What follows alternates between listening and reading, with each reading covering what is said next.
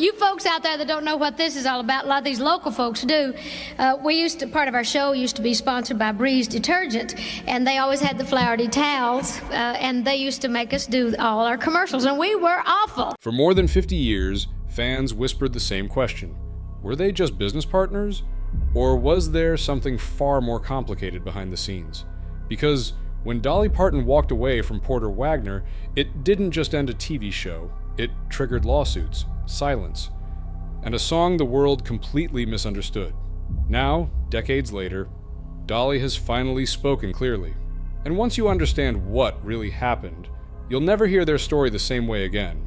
But to get there, you need to understand how all of this began. Before Dolly ever stepped into the spotlight, Porter Wagoner already ruled it. Raised in poverty, shaped by hardship, Porter learned one lesson early. If you want to survive, you stay in control. He didn't just sing country music, he sold it. Television, costumes, image, power. Those rhinestone suits weren't just fashion, they were armor. They told the world he was untouchable. Porter didn't believe in accidents, he believed in systems, and every system needed a centerpiece, so when he looked for a new partner, he wasn't searching for competition. He wanted someone talented, someone magnetic, but someone who would never outshine the spotlight he created. And that's when he found Dolly. But listen to this.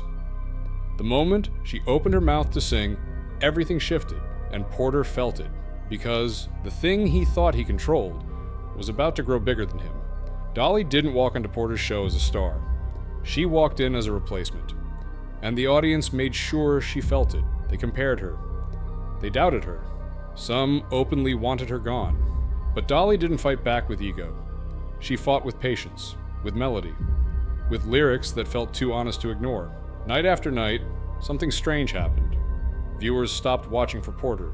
They stayed for her voice, her warmth, her presence, and Porter noticed. At first he smiled. Because he discovered her. He brought her in. Her success reflected back on him. But then, the applause changed. It lingered longer after Dolly sang. Letters poured in asking about her songs, her words, her future. And here's the part most people miss. Dolly wasn't trying to take anything. She was just growing. Behind the scenes, Porter became more involved, more protective, more controlling. Every decision ran through him. Songs, schedules, opportunities. He called it guidance. Dolly quietly felt something else. But that's not all. Because as her songwriting sharpened, so did the tension. Each lyric felt more personal. Each success made the imbalance harder to ignore. Then one moment changed everything. A conversation, a realization. A line she crossed in her own mind. Dolly understood something most artists learn too late. Gratitude can turn into a cage. And once she saw it, there was no going back. Because the decision she was about to make would break hearts, split Nashville, and lead to a song that sounded like love, but was actually goodbye. By the early 1970s, something was clearly wrong. On camera, they smiled. Backstage, the air felt heavier every week. Dolly was no longer just the singer on the show, she was writing hits, real hits, songs that felt personal, songs people quoted, songs Porter didn't control, and that's where everything shifted. Porter believed loyalty meant permanence. He opened the door. So the door stayed open on his terms. Dolly saw it differently. She believed mentorship had an ending, a moment when the student had to walk alone. That difference quietly turned into resentment. Meetings became tense. Decisions slowed down. Simple conversations turned sharp. Porter started reminding her where she came from. Who gave her the platform? Who made the calls? Dolly listened. She nodded. But inside, something cracked. Here's the uncomfortable truth. Porter wasn't just afraid of losing Dolly. He was afraid of losing relevance, because every time she stepped on stage, the spotlight leaned toward her. And when people sense power slipping, they don't let go easily. The pressure became constant. Stay longer, wait a little more, don't rush independence, but listen to this. Dolly had already made up her mind. She didn't announce it. She didn't threaten. She just started preparing. And the moment Porter realized she was serious, everything exploded. Contracts were questioned. Lawyers were mentioned. Voices were raised. It wasn't about music anymore. It was about control. And the next step Dolly took wouldn't just end a partnership. It would start a war that Nashville had never seen before. When Dolly finally said the words out loud, the room went quiet. Not dramatic, not angry, just final. She wasn't asking anymore. She was leaving. Porter didn't hear independence. He heard betrayal. What followed wasn't a farewell tour or a gentle split. It was silence, then tension, then something much darker. Contracts were pulled apart line by line. Old promises were suddenly obligations. And accusations surfaced, not shouted, but whispered just loud enough to spread. Nashville picked sides. Some said Dolly was ungrateful. Others said she was finally brave. Porter felt cornered. The show was his world, and now the centerpiece was walking away. So the pressure intensified. Legal language replaced music talk. Friendly calls turned cold. And what should have been a clean goodbye turned into a drawn-out standoff. But that's not all. Because behind closed doors, Dolly was unraveling.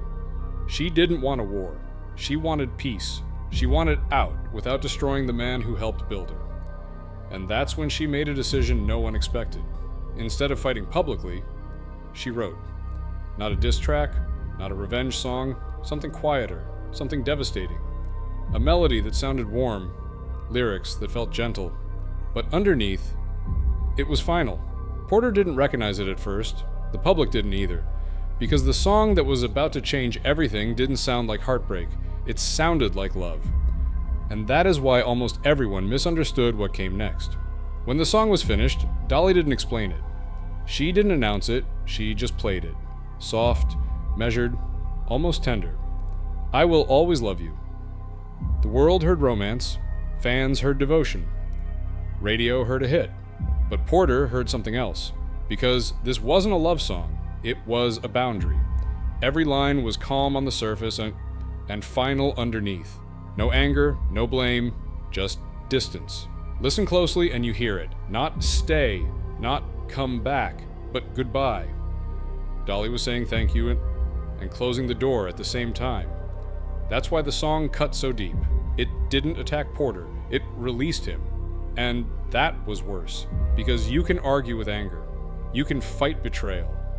But you can't control someone who has already let go. Porter knew it, he felt it immediately. The power was gone. The public still didn't see it. They danced to it. They played it at weddings. They called it romantic. But listen to this. The person it was written for never heard romance at all. He heard an ending. After the song, there was no fixing things, no rewriting history, no pulling her back in. Dolly walked forward. Porter stayed behind. And the strangest part? The song that freed her followed her forever, covered, reused, each time reminding the world of a goodbye most people still don't understand. But it gets crazier.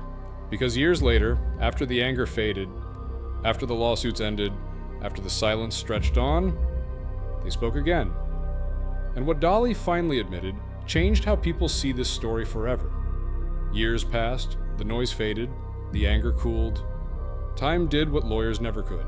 Dolly and Porter didn't rush back into each other's lives. There were no grand apologies, no public speeches, just quiet conversations when no one was watching. And this is where the story changes. Dolly didn't rewrite history. She didn't deny his influence. She said the truth, calmly, clearly. Porter helped build her. But he couldn't walk with her forever. She admitted the gratitude was real, the love was real. But it was never romance, it was mentorship mixed with fear on both sides. Porter feared being replaced, Dolly feared being owned. And listen to this. Both of them were right. As the years went on, Porter softened. The fight left him, the control faded. What remained was respect and regret. He saw what she became, not because she left him, but because she had to. Dolly never spoke badly about him, not once. Even when she could have. Even when it would have been easy. That restraint said everything. When Porter's health declined, the past no longer mattered. What mattered was truth and peace. Their story didn't end in victory or defeat, it ended in understanding. And that is the part fans miss. This wasn't a scandal, it wasn't a secret romance, it was a warning. About power, about mentorship, about knowing when love means letting go. Because sometimes the hardest goodbye is the one wrapped in kindness, and once you see it that way, the song finally makes sense.